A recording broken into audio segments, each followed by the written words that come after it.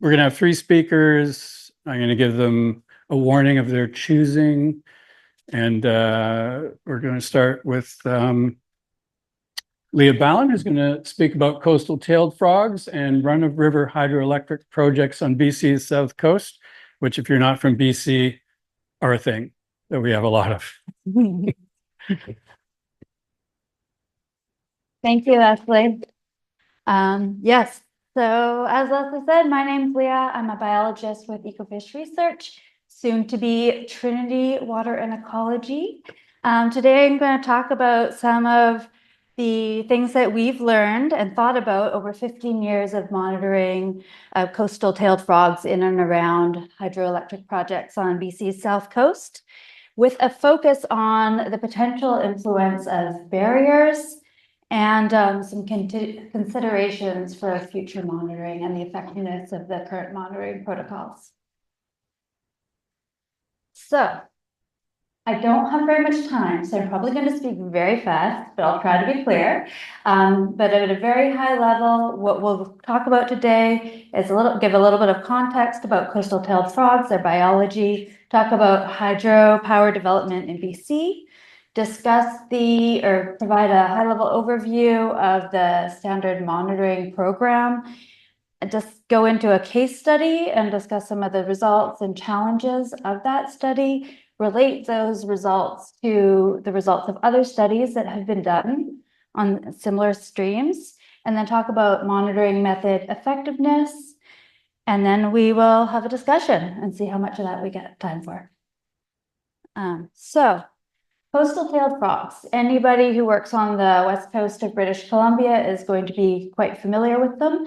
Those of you that live in Ontario probably are not as familiar, but coastal tailed frogs are endemic to the Pacific Northwest, to our coastal mountains. They live in clear, cool, mountainous streams and are often associated with old growth or mature riparian forests.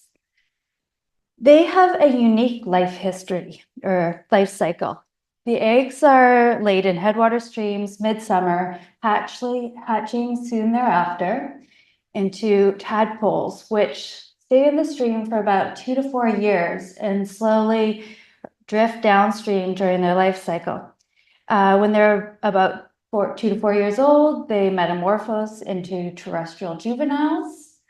They become sexually mature at about 5 to 8 years old and breed via internal fertilization, after which they migrate back upstream and lay their eggs in the headwater streams once again. Coastal tailed frogs are federally considered a special concern. And at the time when a lot of the hydroelectric projects or these run-of-river hydro projects were being put in place and starting to be developed in BC, they were also provincially blue listed or special concern. And then in 2016, they got downlisted to yellow listed, which is apparently secure. So why hydropower development? About 20 years ago, BC's Power Authority put out, actually, if I stand back here, can you still hear me? Okay, you'll do this. So 20 years ago, British Columbia's Power Authority put out a call to power, soliciting applications for independent power producers to develop projects that would supply clean energy to BC's grid. Industry responded by submitting applications to develop these run-of-river hydro projects on small, steep streams in BC's south coast. The result was that approximately 30 projects got developed across 40 watersheds.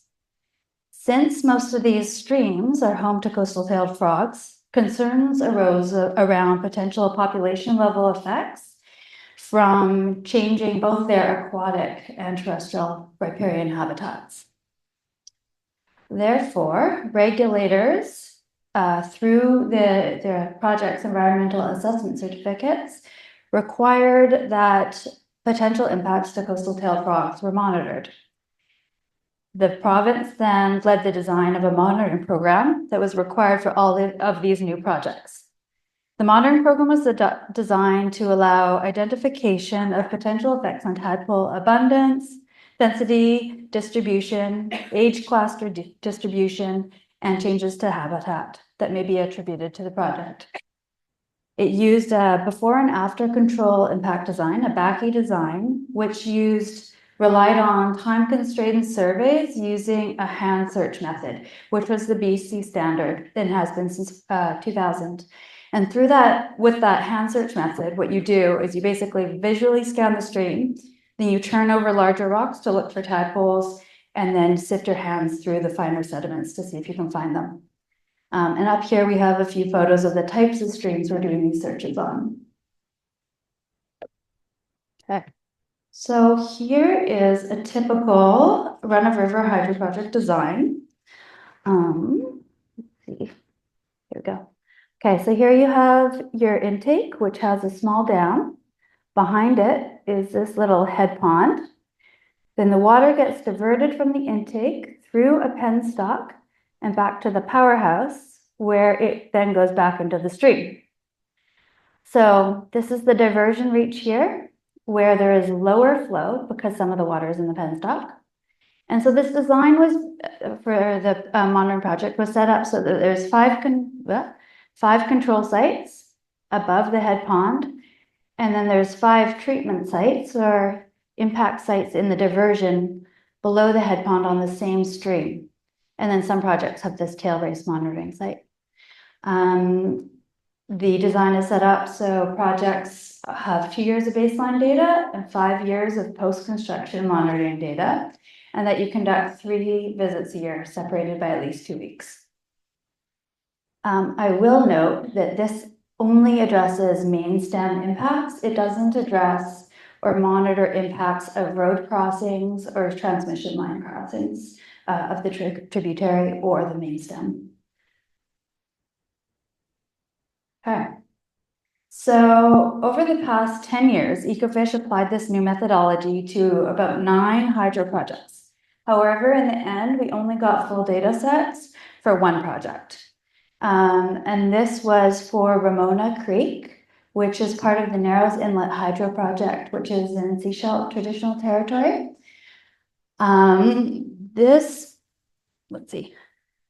project, there was actually 3 main, this is a little bit hard to use. 3 main projects here, the Chickawatt, Tyson, and Ramona. So we are gonna zone into here. And this project actually had 3 mini projects within it.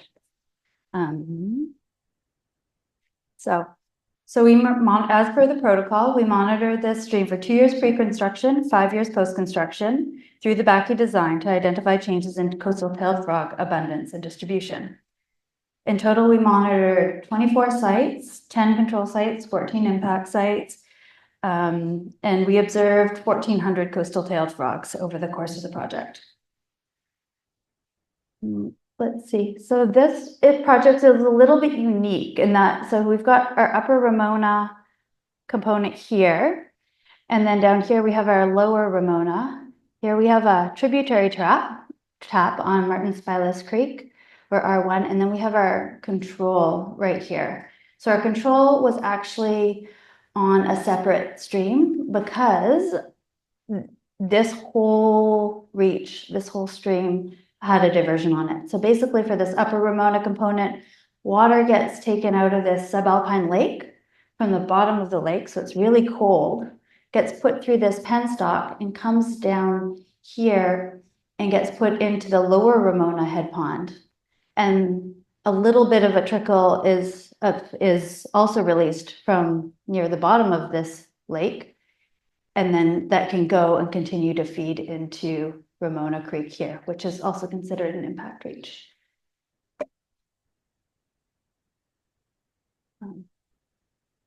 So through the course of the program, there are lots of confounding factors.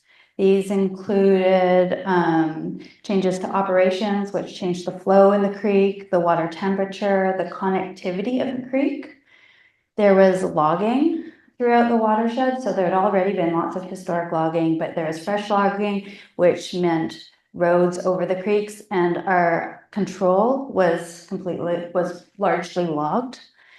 And we know how much logging impacts coastal tailed frog populations. And there are also lots of climatic effects. So there was a couple of years of very big droughts, so that some of our study beaches were dry, and there were some channel modifying storms. So these especially impacted our control reaches, which didn't have barriers and control flow.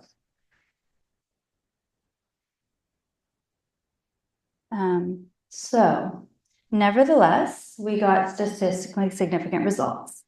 Overall, when we looked at all the three subcomponents together, we noticed or observed a 50% decrease in coastal tailed frog abundance in the diversion or the impact reaches in relation to the control reach. And this figure here is a diagram of before and after control impact plots for the number of coastal tailed frogs observed before for all impact and control sites combined. Let's see up here, and then for that tributary, and then for the two Ramona, one's on the main stem Ramona together. We also noticed a change in the distribution of coastal tailed frog tadpoles among sites. So that meant at some sites post-construction, there were fewer to no frogs. And in some sites, there were many, many more frogs. And in particular, high numbers of tadpoles were documented immediately above dams and low numbers below dams, indicating that tadpoles are concentrating above these barriers, supporting observations made in similar studies. Namely, Dare et al., who published in Freshwater Ecology on the effect of barriers in these streams from 3 streams that they studied in the Chilliwack-Harrison Lake area. So when we were starting to do the post-construction monitoring, we did notice a huge number of tadpoles right above the head ponds, and we thought it was from salvage activities that were conducted during construction. Then we had a few drought years where we hardly found, most of our sites were dry, except for the ones just immediately above the head pond. So we thought it was that. But then when we got into years 4 and 5 of the program, when there was continuous flow throughout the stream, we were still finding that there were more tadpoles above, immediately above the head pond. And so this is very similar to what Dare et al. Found. They had similar to us, like a 60% decrease in abundance of coastal tailed frogs in the diversion reaches. And then with the barrier, they had 3 times more tadpoles within 10 meters of the barrier than 100 meters beyond that or above that. But so what?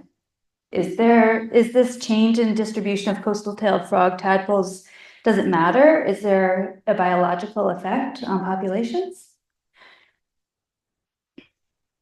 So barriers was one of the main things I wanted to talk about. The other thing was the effectiveness of the monitoring methods. So as I was saying, we use these hand search methods. But when we were looking at all these streams, sometimes, especially in these wider streams, like even over a couple meters, we were hardly finding any tadpoles. Whereas, as per the name of our company, Ecofish, we do a lot of studies on fish. And so we had crews going out at night and snorkeling these streams. And in streams where we weren't finding hardly any tadpoles, they were finding hundreds of tadpoles. So we decided to do a meta-analysis on our data, and we ended up having 6 projects where we had really good baseline data on the hand search methods, hand search methods, and on the electrofishing and night snorkeling. And basically we found that night snorkeling is much more effective at locating and detecting coastal tailed frogs than hand search methods, especially as the basin size or the stream size gets larger. Electrofishing is also more effective in most stream sizes than hand search methods. And so as we move on in time, and in April 2024, there was another call to power, which is going to result in more applications for power development in BC. We know that more hydro projects are going to be developed, but really now a lot of our companies are looking at developing wind and solar power. And so I think this provides a really good opportunity to think about what mitigations are needed for those projects, what are the impacts of those projects, how we can mitigate impacts through the regulatory process, and think about how we can better design our monitoring projects to better understand the impacts on coastal tailed frogs, as well as design better habitat suitability models. Our next presentation is from, there she is, Elke Wind. This is Forestry and Frogs, a long-term study of small wetlands and amphibians on Vancouver Island. Great. Thank you, Leslie. Thanks, Leah. First off, I'd like to start by figuring out how to change. Oh, there we go. Acknowledging the forestry company whose lands we were working on, which is now Mosaic, and originally was Macmillan Bloedel. It's gone through a number of iterations. And secondly, the biologists with the province that helped out with the project, our funder HCTF in 2020. James Dalby did the statistical analyses, and members of the adaptive management working group that started this overall project. Timber harvesting has often been cited as a major impact to amphibian populations, but the results have varied geographically and by species. A lot of studies have focused on species in terrestrial environments, for example, the terrestrial salamanders, or on the stream breeding amphibians like Leah was talking about with the tailed frogs, because they're particularly sensitive to changes in stream temperature and sediment. But not a lot of attention has been put on the lentic breeding amphibians and small wetlands. So I think my study here is the first one that I know of in the Pacific Northwest that has focused on this topic. Here in BC, small isolated wetlands aren't afforded any sort of riparian protection. If you're on the coast here, for example, anything less than half a hectare doesn't need any kind of riparian protection, which anyone who has studied lentic breeding amphibians knows that half a hectare wetland is massive. So there's a lot of really small wetlands that aren't getting any kind of protection or attention. And the main concern associated with timber harvesting for the lentic breeding amphibians is that the loss of the forest cover is potentially going to result in negative impacts to that aquatic habitat. So if we remove the trees, we've got a lot more solar exposure, and that we might end up having changes to the hydro period. So we could have an actual loss of suitable breeding habitat, or at least we could have reproductive sinks created. And studies in other contexts have found that anurans, the frogs and toads, are very attracted to ponds that have reduced canopy cover. So there could be a link there with forestry. So back in 2000, when the company was Macmillan Bloedel, they were moving away from clear cutting. And so they initiated a project looking at variable retention harvesting on biodiversity. And amphibians were one of the groups that was selected as an indicator group and a focus for research. So the two main objectives for this study were to look at the effects of forest harvesting on the wetland use by these lentic breeding amphibians pre and post harvest. And I was also interested in the suitability of that habitat pre and post harvest, those small wetlands and namely the hydro period of those wetlands. The study site itself is located about 22 kilometers southwest of Duncan here on Vancouver, or of Nanaimo here on Vancouver Island. And there's 3 study sites. They are Reinhardt, Bear Creek, and Dunsmuir. You're going to see those names repeated a few times. They range from about 8.5 to 22 hectare in size, the cut blocks. 2 of them, Reinhardt and Dunsmuir, were old growth stands. They were over 300 years old. Bear Creek is quite a bit younger, but it had never been harvested. It just had some fire history. So technically, all of these sites shared the fact that they had not been previously harvested. They were over 300 meter in elevation, and they all contained over 20 small wetlands. They varied in their harvesting schedules. So we managed with 2 of the sites, with Bear Creek and Reinhardt, to get 2 years of pre-harvest data collected in 2004 and 2005. Unfortunately, there was a bit of let's call it a miscommunication with the forestry company. And they went in and harvested the Dunsmuir site over the winter of 2004, 2005. So I only got 1 year of data for that site. So we analyzed the sites separately. And then I have about 3 to 4 years of post-harvest data, depending on the site. And I was really fortunate to be able to go back into the sites 15 and 16 years later in 2020, which was really, as I said to the technician that was working with me, it was like going back and visiting old friends. It was really nice to go back into the site. The survey techniques were pretty straightforward. We conducted visual surveys at these ponds every 2 weeks between April and September. And then we did at least one night of funnel trapping at all of the sites at the end of May or early June. And then those 2-week periods were broken down into categorical variable that was used in the data analysis. When we were there every 2 weeks, we would also measure the water depth at a predetermined location. So that gave us an idea of the hydro period because we knew in what 2-week period the pond dried. So in terms of the results, we had 3 species that we found in suitable numbers that we could use in our data analysis. And the most common species was the long-toed salamander. The second was the Pacific tree frog. And then we did have some red-legged frogs on the site as well. And overall, what we did see was after timber harvesting, more than 70% of these small wetlands that had confirmed breeding had not had breeding before timber harvesting. So we had quite an increase in wetland use post-harvest. So we'll look at these species individually. The Pacific tree frog had an average of 73% increase in the number of small ponds that were being used after timber harvesting. That ranged between 38 and 93, so it's quite variable across the sites. But that was significant for all 3 sites, for Dunsmuir, for Reinhardt, and Bear Creek. And I'll just show you here this because you're going to see these graphs repeated. Just as a reminder, oh, that is really hard to use.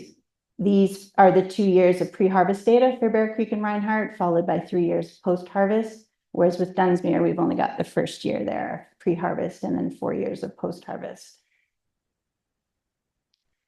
For the red-legged frog, we had an average of 80% increase in the number of new breeding sites post-harvest. And with Bear Creek, what was really interesting, that's the red bars in the top graph.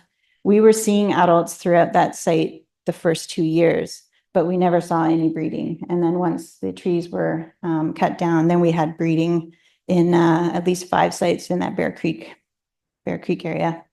The results were only significant at the Reinhardt and Bear Creek sites, not for the Dunsmuir site. Lastly, for the long-toed salamander, we did see an increase in the number of wetlands that were used post-harvest, but not at the same levels that we were seeing for the occurrence, which is to be expected. But it was surprising, we still did see an increase in the use of wetlands at those sites. Again, only significant for the 2 sites that had pre-harvest data at Reinhardt and Bear Creek. In terms of water depth and hydro period, we didn't have really those concerns about decreases in hydro period because in fact the wetlands became much deeper and had much longer hydro periods post-harvest.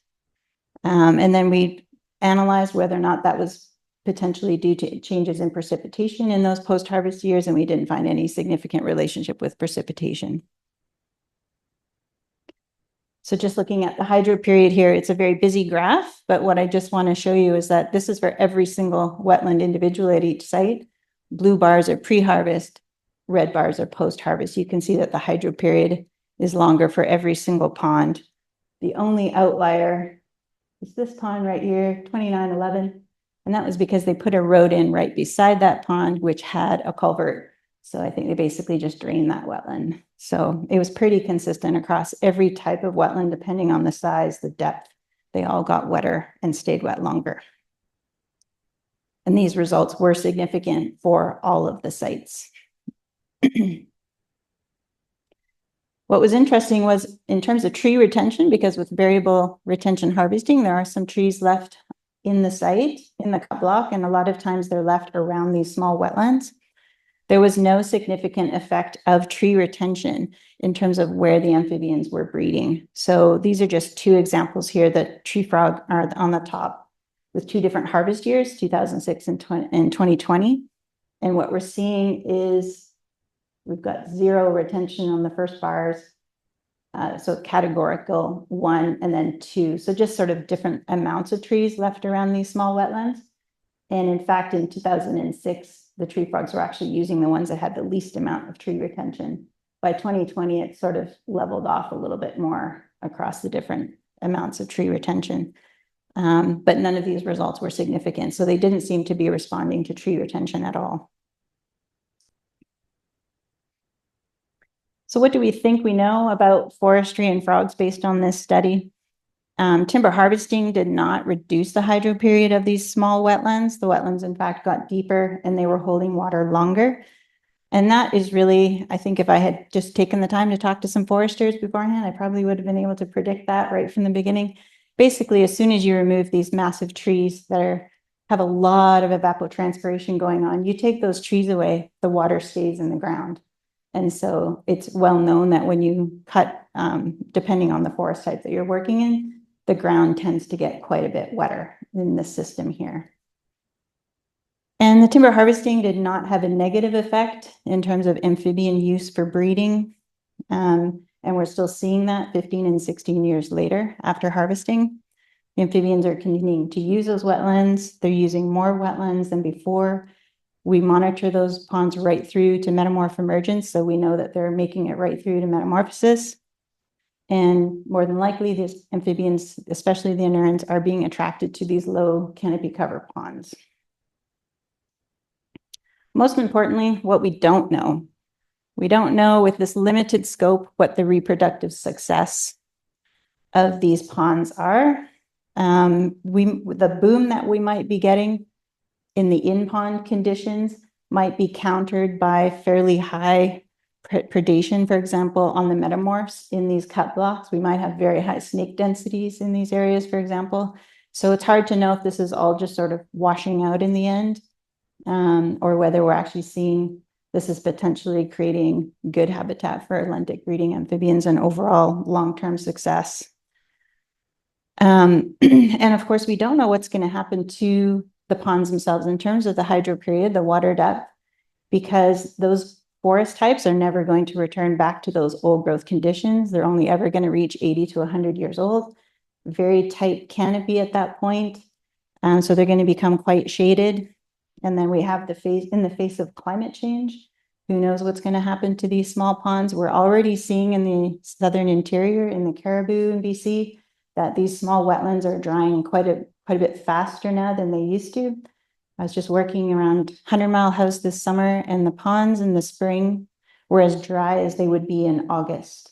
And this was at the time that the amphibians were breeding. So they were already extremely dry this year. So continued monitoring is needed. Hopefully at this site, I'll have some young sparker of a biologist who's going to want to go back in there in another 20 years and see what's happening at those sites.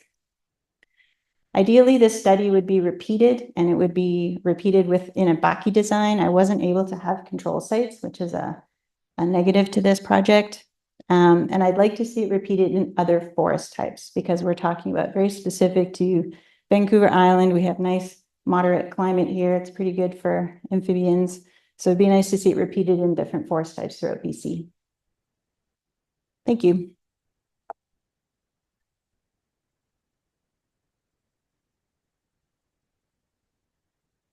We have time for a few questions. Did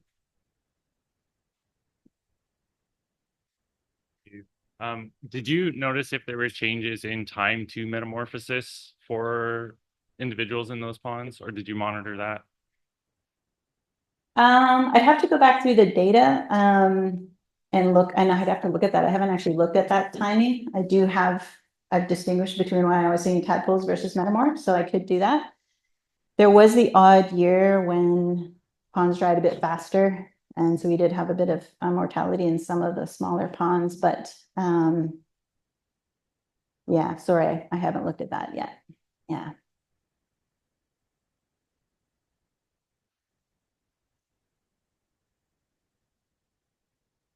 Yeah, so I know you were focused on the wetlands, but did you look at like any of the terrestrial habitat around it, like coarsewood debris or anything like that? I didn't, no.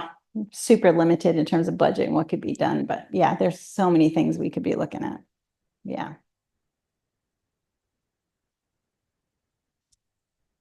Thanks. Very interesting talk, Elke. I'm just curious, were there any sites that were dominated by certain species over others, and did that shift over time as well? In terms of like wetland type? In terms of like if one species is dominated. Oh.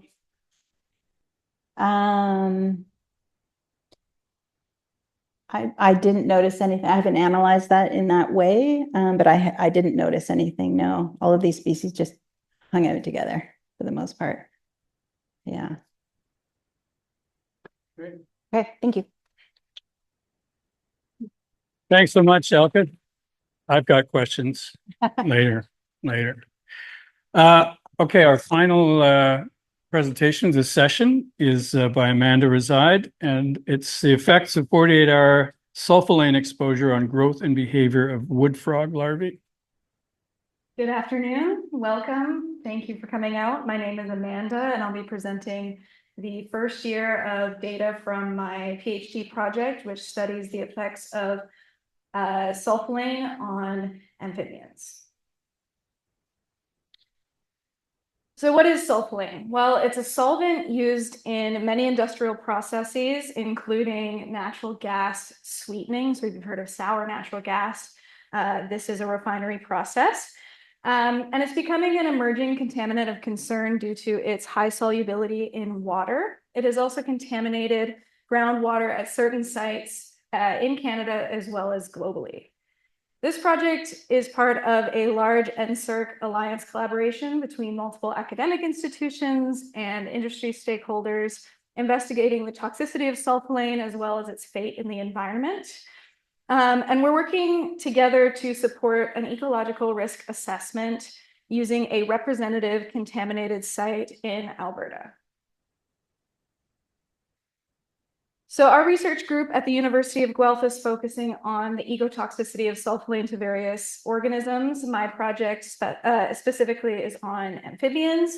And my objective for my first year was to assess the effects of acute sulfolane exposure on the survival, growth, and behavior of larval wood frogs. So why wood frogs? Well, we've identified them near our representative sulfolane contaminated site.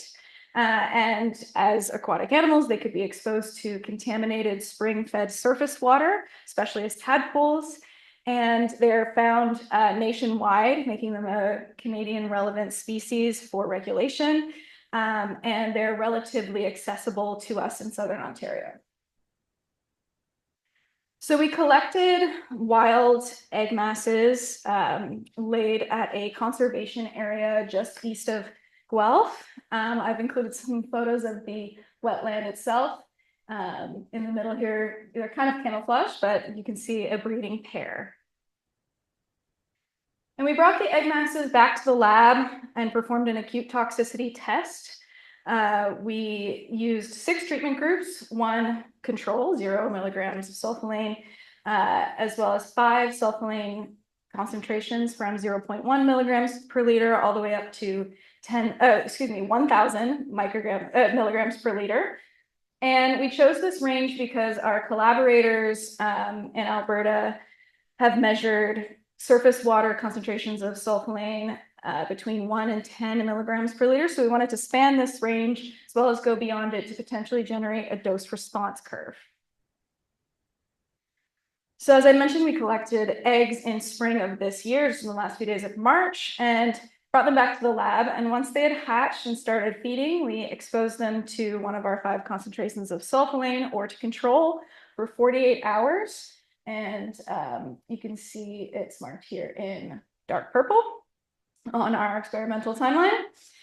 And then once the 48 hours had elapsed, we moved them back to clean water and raised them until they reached Gosner developmental stage 42, which is marked by the emergence of the forelimbs, as you can see in this picture. And I'll be referring to stage 42 moving forward throughout the talk. Throughout the experiment, we tracked mortality.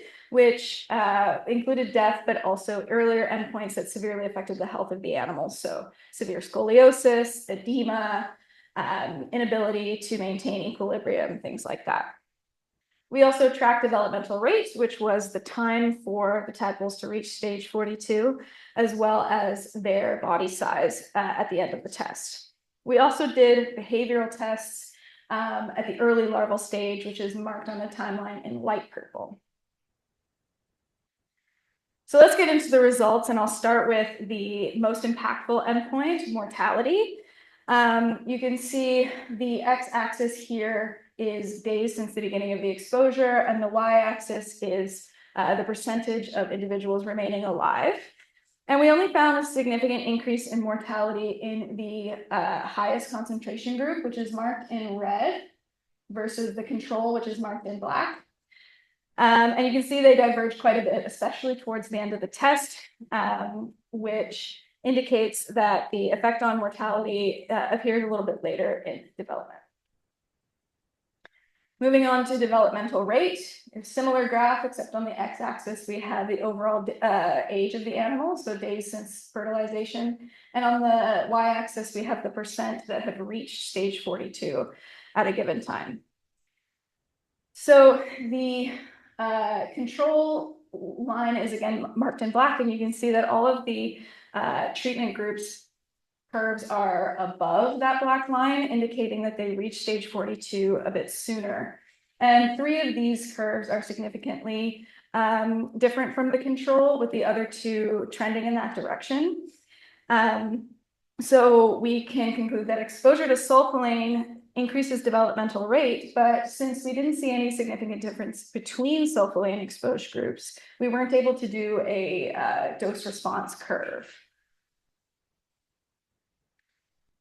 Of the individuals that reached stage 42, we recorded their wet weight and their snout to vent length, which is here on the right, that dimension marked in red. And none of the treatment groups were significantly different from controls on either of these metrics. You can see mean and 95% confidence intervals marked on the graph. However, we did find a couple of significant relationships with the highest concentration group. This group was on average heavier than the middle concentration group and longer than the lowest concentration group. But since these are the only significant pairings that we found, our hypothesis as to why this happened is not necessarily due to the effect of sulfolane exposure, but rather a sort of side effect of the mortality that we saw in the highest concentration group. We've seen this in our lab with other organisms where as the tank mates die in a particular group, they have a little bit more access to food, they can grow a little bit bigger, and the decreased density may also play a role in that. So from this, we're not really able to conclude that sulfolane exposure affects body size in larval wood frogs. We also wanted to know if basic behaviors like locomotor activity or thigmotaxis, which is the tendency for a prey animal to hug the side of an open arena in order to protect themselves.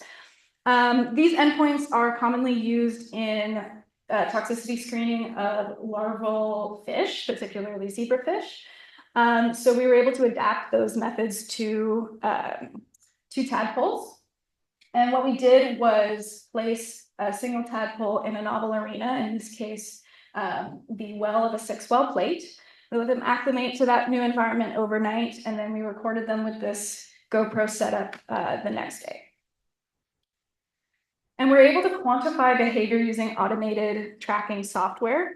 It tracks the center point of the animal, which is marked in red on the right here. And you can see the track that the software records of each larva in blue on the left. This is the path that the larva took over a 30-minute period.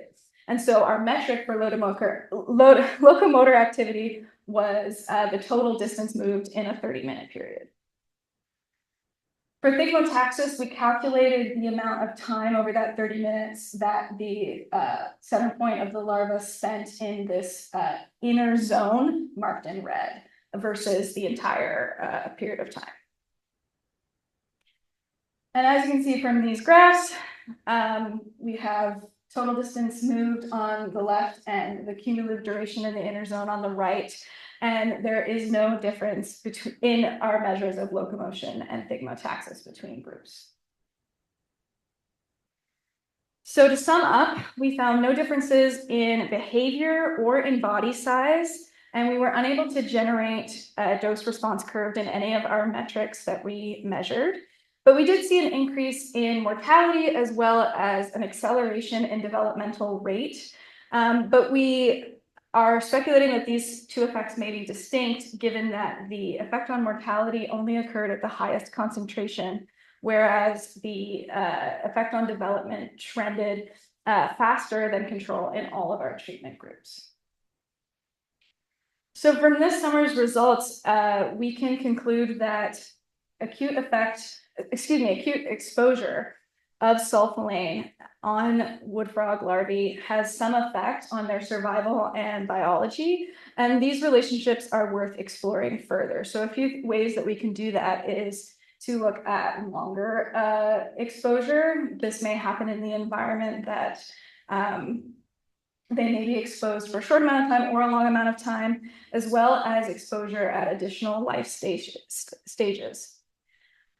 Field surveys of the contaminated sites may also provide some really beneficial information about the health of populations near these contaminated sites, as well as the actual uptake into the animal that may be occurring in the wild. So thank you for coming out and listening. I also want to thank my advisors at the University of Guelph and my wonderful lab mates, as well as our funding bodies and collaborators.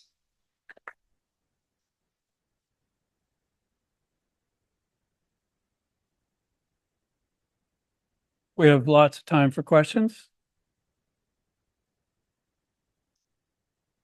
Thank you. Great presentation. You did a lot in a year. How do you expect the sulfolane to affect the frog's habitat? The habitat, that's a good question. Our research group is looking at both aquatic invertebrates and aquatic plants. Those projects are just beginning this fall and this winter, so we don't have too much data on that yet, but we would like to look at the uptake into the plants to see if there's any sequestering going on.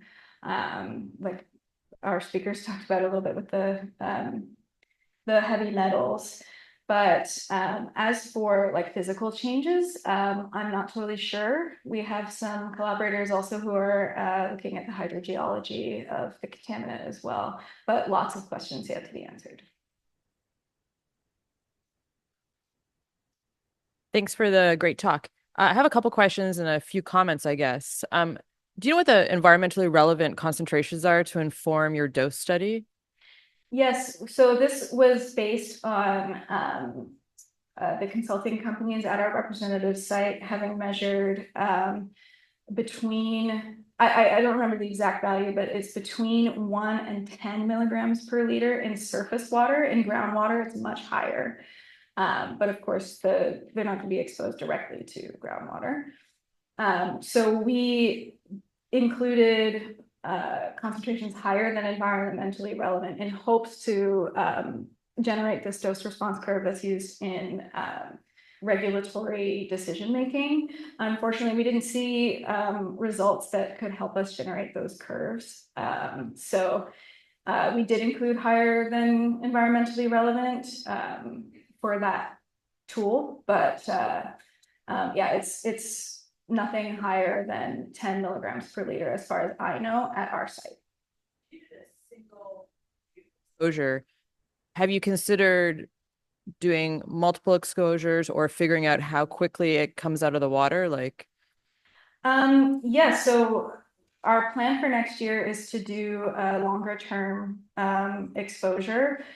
We may also do an exposure that's in late larval development because timing can be certainly complicated in real life situations. As for repeated, that hasn't been talked about just yet, but the hydrogeologists and engineers that at the University of Guelph will be tracking timing, fate, and degradation and all of that stuff. But that's sort of outside of my area of expertise. Exposure and synergistic effects might be pretty significant with this particular contaminant. And the other thing I was going to say is you might consider housing individually because you have a lot of confounding factors there. And also you might consider looking at your behavioral experiments in slightly different environments that are a little bit bigger. I've seen that type of data where the animal's just swimming basically in circles, and you might not be getting the test that you want to see. So I would play it up and see what other type of environments versus those little petri dishes or well plates that you're using. Anyways. Yes, that's certainly something to consider. The behavioral assays simplify reality to an extreme extent. However, there are logistical limitations that we have with that. Ultimately, the behavioral sublethal effects are not the main focus of our collaboration in general. But if we're to include future ones, we definitely sort of build that up. Okay, thank you. Great.